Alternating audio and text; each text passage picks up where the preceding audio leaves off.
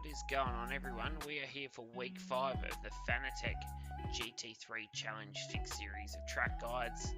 This week we're at VIR, which should be a cool little racetrack. Obviously last week we did the Ferrari Challenge Fixed series here, so if you want to view that video, that'll be in the little link above just there, and you can go and check that one out. If not, we're changing cars this week. We've taken a slight shift from the Porsche, and we're going to drive the Mercedes for a couple of weeks now, and then we might look at doing the BMW for the last 4 weeks or sort of thing, and just sort of switching them up a little bit just to keep everything fresh and sort of just experiment with the different cars and what they're sort of capable of. So thanks for everybody for subscribing, liking the videos, watching them. I hope that they're helping you guys, and looking forward to get started for week 5 at VIR in the Mercedes.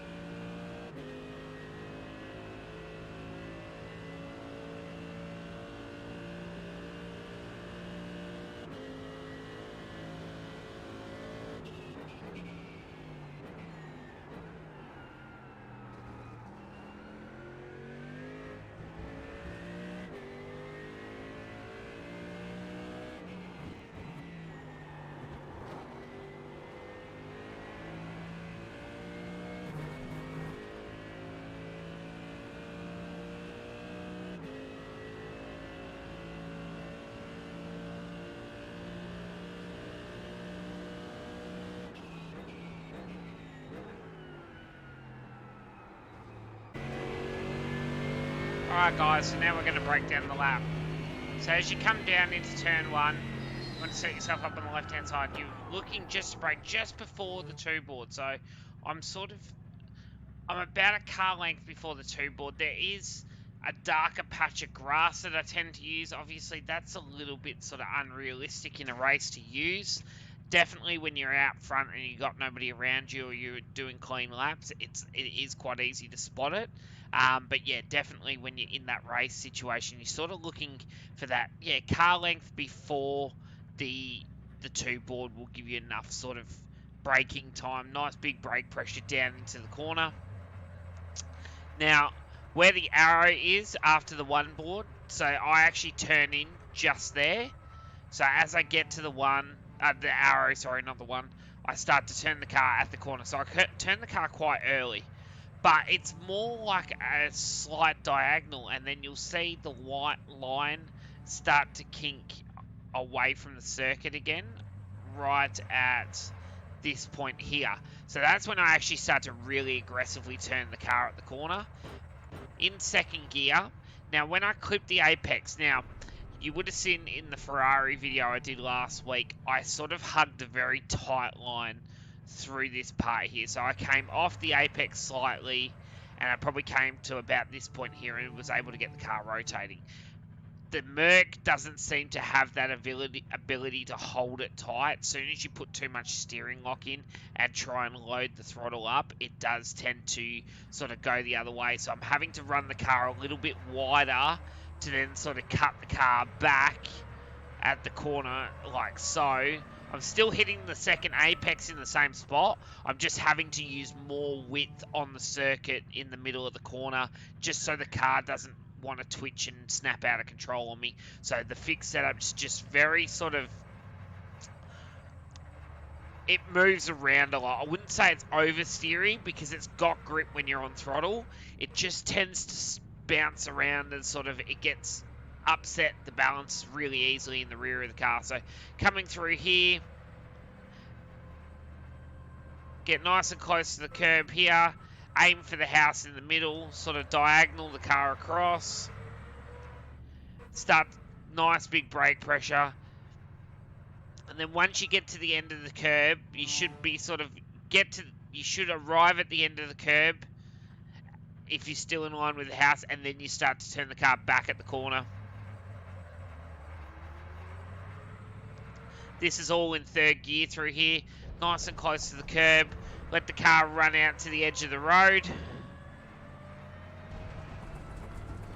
And then start to set yourself up for not a massive braking zone, but you definitely can't flow the speed in like we were in the Ferrari the other day. So a little bit more of a brake pressure and more of like a deep brake, but then you use the torque of this car to drive out of the corner. So turn the car in, two wheels on the curb as you turn in.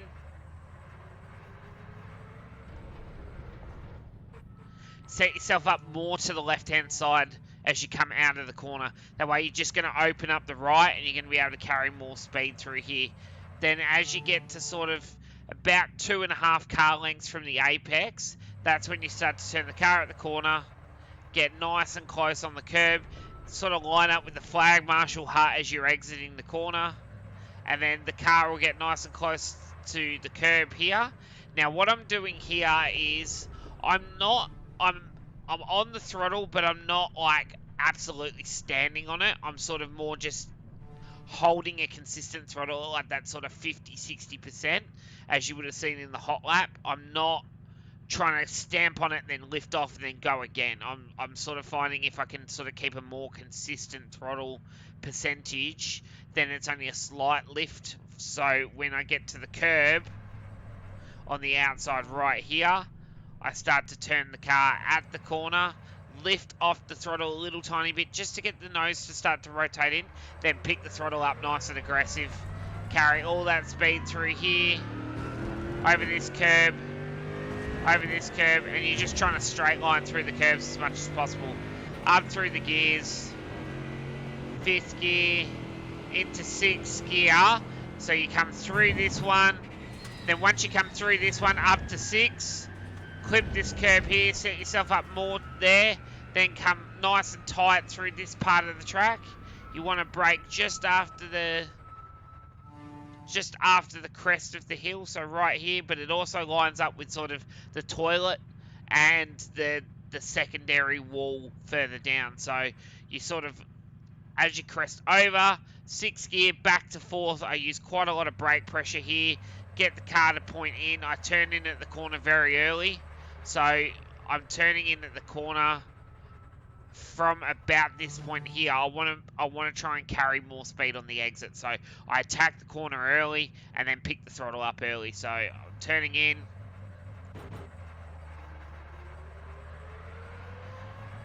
Use 2 tyres over the curb.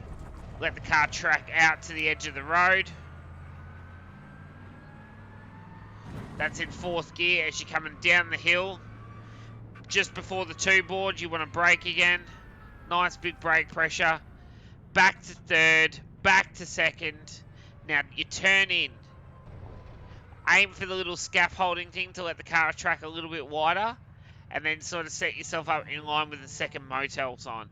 Now, you can go 2nd, you can go 1st here. I find on a qualifying lap or a push lap, I'm more inclined to go back to 2nd to try and get the car to rotate a little bit quicker and get me a really good drive off the corner and get to 100% earlier because I'm higher in the revs.